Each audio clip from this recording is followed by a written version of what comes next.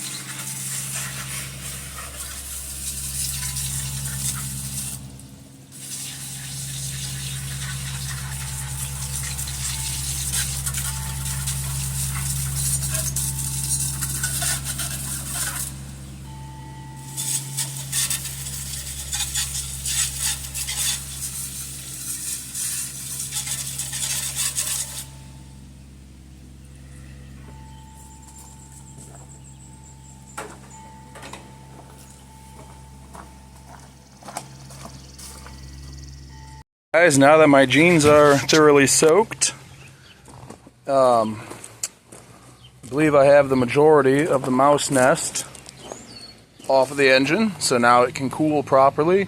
I will go around one more time and just take a good look and just pick off any final little pieces. I even sprayed off the engine tins, the inside of them that I took off.